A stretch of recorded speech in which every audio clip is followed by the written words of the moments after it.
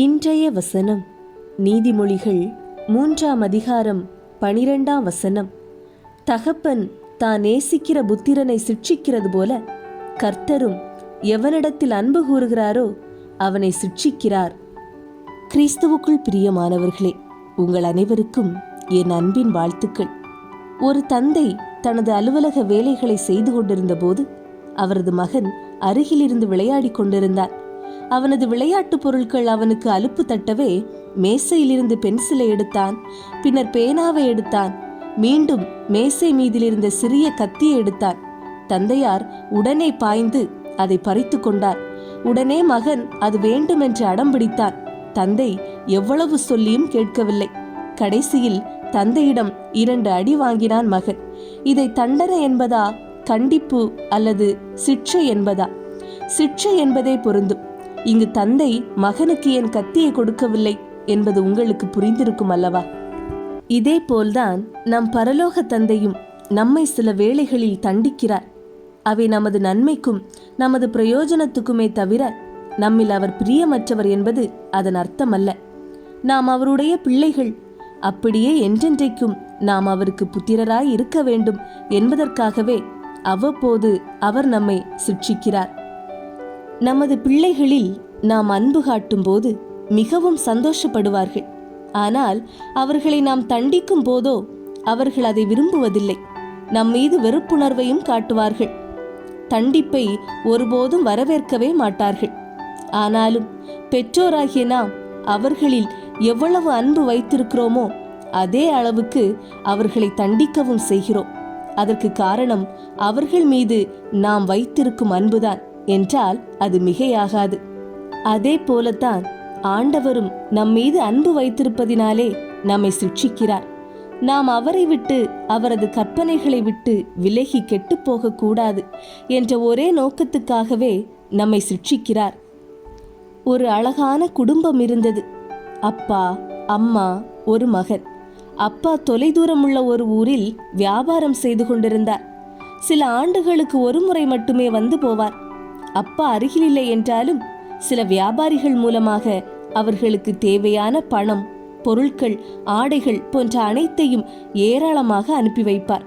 மகனும் தனக்கு தேவையான பொருட்களை அவர்களிடம் சொல்லி அனுப்புவான். அவர்கள் அப்பாவிடம் சொல்லி வாங்கி வருவார்கள். மகன் இளைஞனானான். அவனுக்கு ஒரு ஆசை வந்தது. அந்த ஊரின் பல இளைஞர்களிடம் மட்ட குதிரைகள் இருந்தன. அதுவே அவர்களின் பெருமை. அவர்களைப் போலவே தனக்கும் ஒரு மட்ட குதிரை வேண்டும் என்று விரும்பினான். அதனை அப்பாவிடம் சொல்லி அனுப்பினான். அப்பா நிச்சயம் சீக்கிரமாகவே குதிரை வாங்கி அனுப்புவார் என்று கற்பனை செய்து மகிழ்ந்தான். நாட்கள் ஓடின.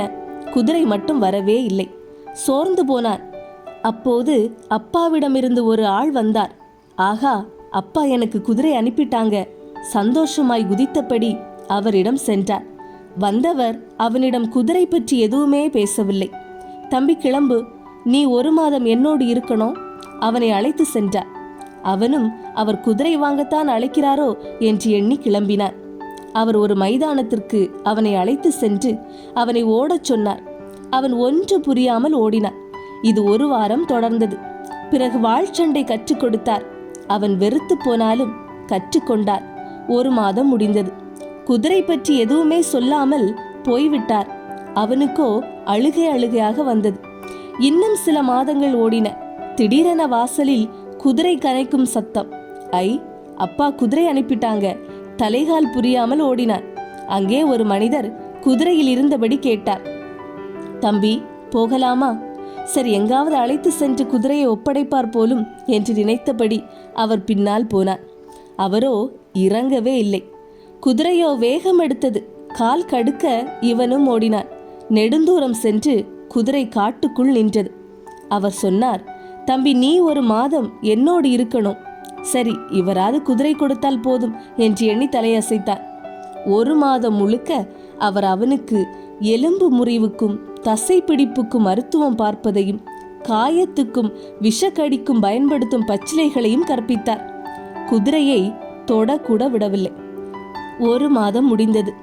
சரி தம்பி, நீ போகலாம் என்று சொல்லிவிட்டு குதிரையுடன் போய்விட்டார்.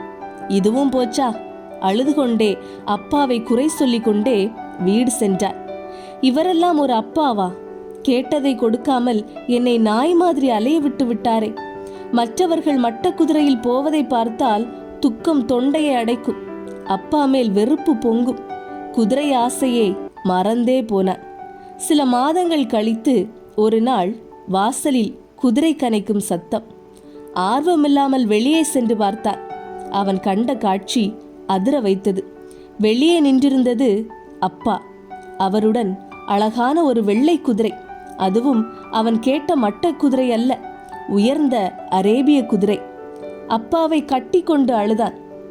அவரிடம் கேட்டான், இதை ஏன்பா முதலையே கொடுக்காம தேவையில்லாத காரியங்களால என்ன வெறுப்பேத்துனீங்க? அப்பா அவன் நெற்றியில் முத்தமிட்டு சொன்னார், நீ கேட்டது மட்ட குதிரை. நான் என் பிள்ளைக்கு கொடுக்க விரும்பியது உயர் ஜாதி குதிரை. ஆனால் அதை வைத்து நிர்வகிக்க உனக்கு பயிற்சி வேண்டும். குதிரை ஓடி போனால் ஓடி பிடிக்கவும், யாராவது குதிரையை கவர்ந்து கொள்ள உனக்கு ஆபத்து ஏற்படுத்தினால் தற்காத்து கொள்ளவும் முதல் நபரை கொண்டு பயிற்றுவித்தேன்.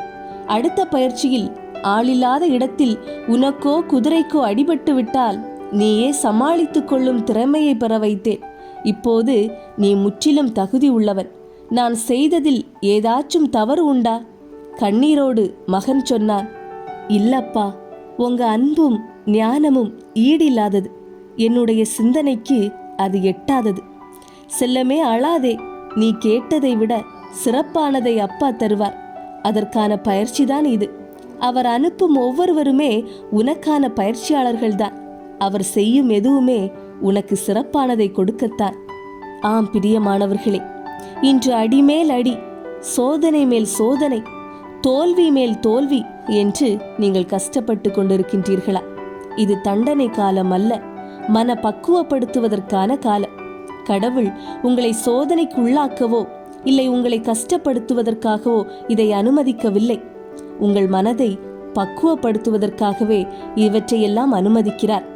ஏனென்றால் சிம்மாசனத்தில் இருக்க வேண்டுமென்றால் அதற்கான பயிற்சி அவசியம் அல்லவா? இன்னும் கொஞ்ச நாட்களில் உங்கள் வாழ்க்கை மாறப்போகிறது. உங்களுக்கான ஏற்றம் வரப்போகிறது. எல்லா வளங்களையும் பெற்று மகிழ்வாக வாழப்போகிறீர்கள். பின்பு ஏன் கலங்குகிறீர்கள்? ஏன் பயப்படுகிறீர்கள்? உங்கள் வாழ்வு மகிழ்ச்சியாக மாறும். கொஞ்சம் காலம் பொறுத்து கொள்ளுங்கள். ஜெபம்.